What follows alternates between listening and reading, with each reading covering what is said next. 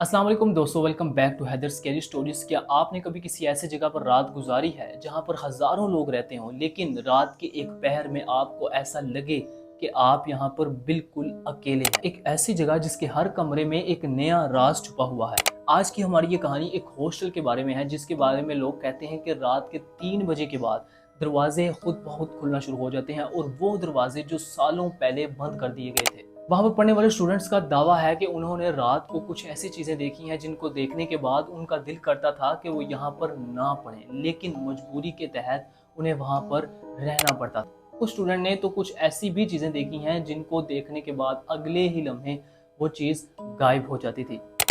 شروع میں سب لوگوں نے اس کو افواہ سمجھا، لیکن پھر ایک رات کچھ ایسا ہوا جس نے پورے ہاسٹل کو خوف میں مبتلا کر دیا۔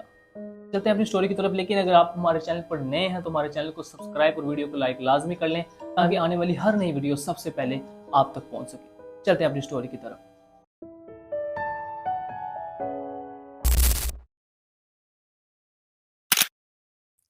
میرا نام حمزہ ہے اور یہ واقعہ اس رات کا ہے جب میں یونیورسٹی کے پہلے سال میں تھا۔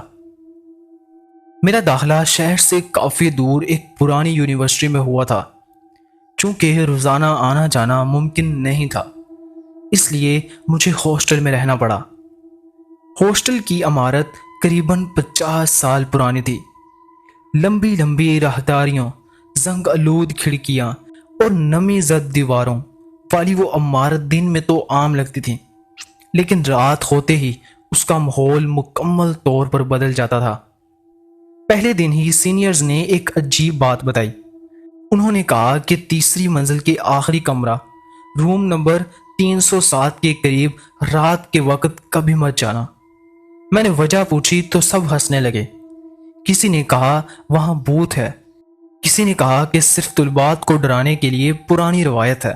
میں نے بھی اسے مذاق سمجھا اور بات بھول گیا۔ قریباً 2 ہفتے گزر گئے۔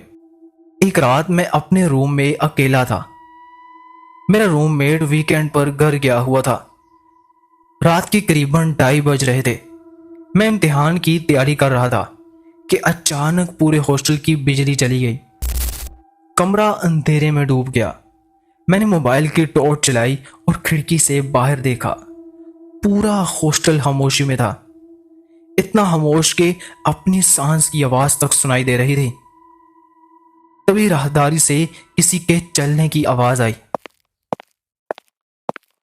جیسے کوئی آہستہ آہستہ چل رہا ہو۔ میں نے سوچا شاید کوئی طالب علم واش روم جا رہا ہو، لیکن چند سیکنڈ بعد مجھے احساس ہوا کہ قدموں کی آواز ایک ہی جگہ سے آ رہی ہے، جیسے کوئی چل نہیں رہا بلکہ ایک ہی جگہ کھڑا ہو کر پیر گھسیٹ رہا ہو۔ میرے جسم میں سرد لہر دوڑ گئی۔ میں نے دروازے کے نیچے موجود خلا سے باہر دیکھنے کی کوشش کی۔ باہر مکمل اندھیرا تھا۔ پھر اچانک قدموں کی آواز بند ہو گئی، اور اسی لمحے میرے دروازے پر 3 ہلکی دستکیں ہوئی۔ میں چند لمحہ ساکت رہا، پھر ہمت کر کے پوچھا، کون ہے؟ کوئی جواب نہیں آیا۔ میں نے دوبارہ پوچھا، اس بار بھی خاموشی۔ کچھ دیر بعد مجھے لگا شاید میرا وہم ہے۔ میں واپس کتاب کی طرف متوجہ ہو گیا، اور اچانک موبائل پر ایک میسج آیا۔ وہ میرے روم میٹ کا تھا۔ میسج میں صرف ایک جملہ لکھا ہوا تھا، دروازہ مت کھولنا۔ میں حیران رہ گیا۔ میں نے فوراً کال کی، لیکن فون بند جا رہا تھا۔ اس سے پہلے کہ میں کچھ سمجھ پاتا، دروازے پر دوبارہ دستک ہوئی، اس بار پہلے سے زیادہ زور سے۔ میرے ہاتھ کانپنے لگے۔ تبھی باہر سے ایک آواز آئی، حمزہ دروازہ کھولو۔ یہ میرے روم میٹ کی آواز تھی، بالکل وہی آواز، وہی لہجہ، وہی انداز۔ لیکن ایک مسئلہ تھا، میرا روم میٹ اس وقت 100 کلومیٹر دور اپنے گھر میں تھا۔ میرے ماتھے پر پسینہ آ گیا۔ باہر سے آواز دوبارہ آئی، حمزہ جلدی کرو۔ میں خاموش بیٹھا رہا۔ کچھ لمحے گزرے، پھر آہستہ آہستہ وہ آواز راہداری کے دوسرے سرے سے آنے لگی اور پھر سب خاموش ہو گیا۔ اگلی صبح میں نے یہ بات وارڈن کو بتائی۔ میری بات سن کر ان کے چہرے کا رنگ بدلنے لگا۔ انہوں نے فوراً پوچھا، کیا آواز روم نمبر 307 کی طرف سے آ رہی تھی؟ میں نے ہاں میں سر ہلایا اور چند سیکنڈ خاموش رہے، پھر بولے، اس منزل پر کئی سال پہلے ایک طالب علم رہتا تھا۔ امتحانات کے دباؤ اور تنہائی کی وجہ سے اس کی موت ہو گئی تھی۔ اس کے بعد کئی طلباء نے عجیب واقعات رپورٹ کیے۔ میں نے پوچھا، پھر روم نمبر 307 بند کیوں نہیں کرتے؟ وارڈن نے میری طرف دیکھا اور دھیمی آواز میں کہا، کیونکہ روم نمبر 307 پہلے ہی 10 سال سے بند ہے۔ یہ سن کر میرے ہاتھوں سے پانی کی بوتل نیچے گر گئی۔ اسی رات میں نے فیصلہ کیا کہ حقیقت جان کر رہوں گا۔ رات کے 3 بجے میں نے موبائل کی ٹارچ لے کر تیسری منزل پر پہنچا۔ پورا فلور سنسان تھا۔ میں آہستہ آہستہ چلتا ہوا آخری کمرے تک پہنچا۔ 307 روم میرے سامنے تھا۔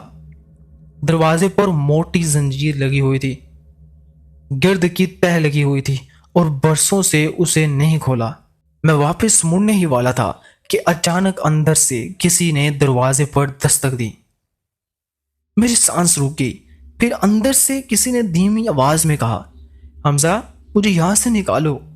میں نے خوف زدہ ہو کر پیچھے قدم رکھا، لیکن آواز پھر آئی، اس بار زیادہ واضح، حمزہ پلیز۔ اچانک میری ٹارچ بند ہو گئی۔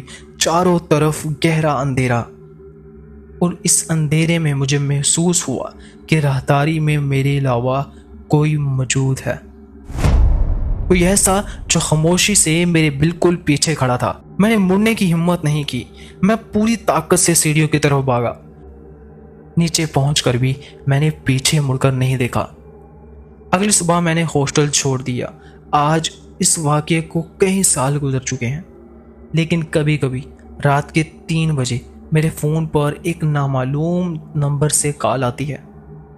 جب میں کال اٹھاتا ہوں تو دوسری طرف صرف ایک ہی آواز سنائی دیتی ہے، حمزہ 307 روم ابھی بھی بند ہے۔ تو یہ تھی آج کی ہماری سٹوری۔